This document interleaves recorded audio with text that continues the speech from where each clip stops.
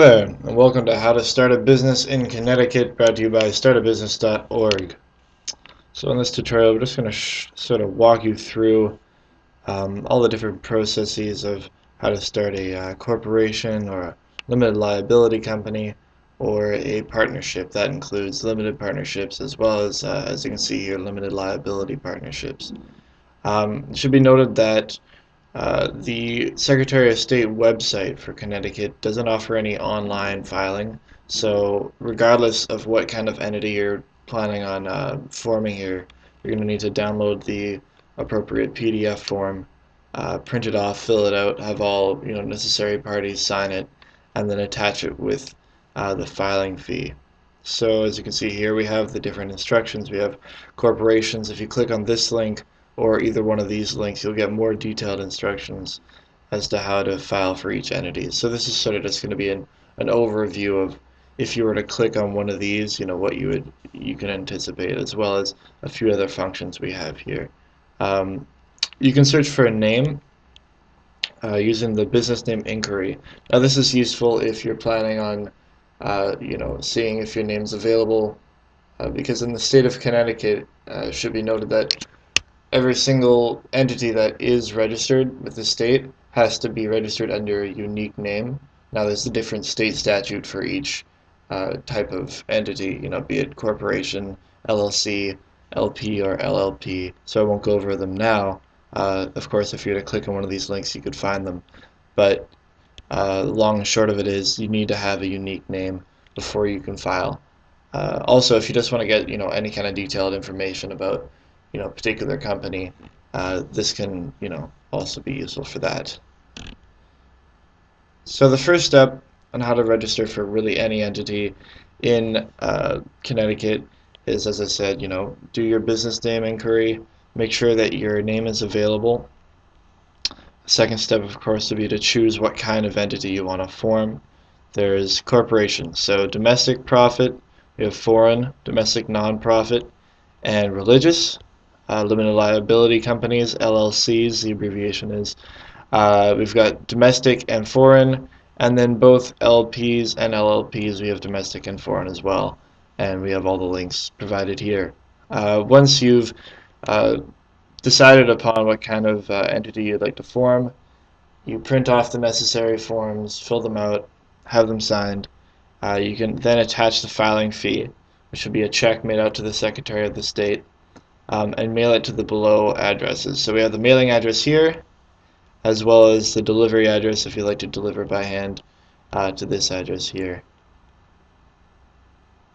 It should be noted that those filing as a foreign entity, often they'll have to supply what's called in Connecticut a certificate of legal existence, but is usually called either a certificate of compliance or a certificate of good standing. This is pretty much just proof that you are up to date with all your annual reports or whatever other renewal forms are needed within your state of formation or region of formation, and that you comply to all different state statutes concerning your entity type.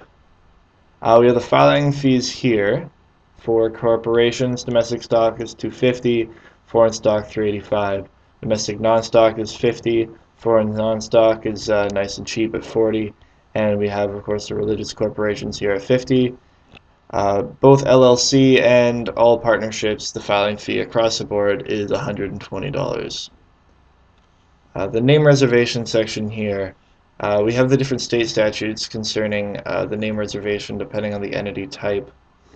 Really, it's if before you want to file, or often it's used by a foreign entity who wants to reserve their name while entering Connecticut, but don't have the chance to file. They can perform a name reservation. What that'll do is it'll ensure that for 120 days before you file, your name can't be used by another entity. You can do this by either filing Form CNR 11 here. Actually, this must be done by doing that. There's no online function for this at this present time. Certificate of legal existence, as we sort of spoke about before, is pretty much just a certificate of good standing. As I said before, it just shows that you have all your annual report is properly filed, you're not in default, which is pretty much the opposite of being in good standing, and that you comply to all state statutes. Your annual report, like we just sort of touched on before, needs to be done 30 days after the formation of your business.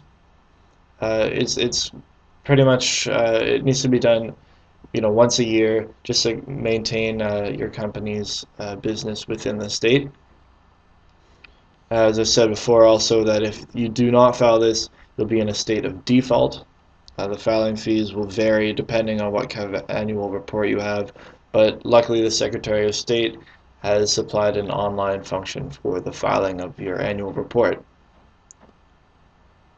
We have 3 different agreements here at startupbusiness.org. We have corporate bylaws, LLC operating agreements, and partnership agreements. Now, each one of these are pretty much just used to detail exactly how your business is going to be run. It goes down to the different capital contributions of the managing members, all the way till how many times a year you're going to have a meeting, and information pertaining to your registered agent. Everything to do with your company should be written down in one of these. Now, the partnership agreement and LLC operating agreement aren't required by law. You can just file it within your company and distribute it amongst managing members. The only thing that is required, is the corporate bylaws.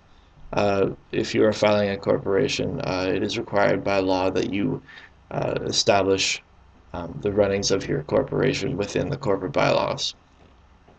Finally, we've come to the employment identification number, which is required by any entity, regardless of its state or type. It's pretty much just a way for the IRS to identify a business for tax purposes.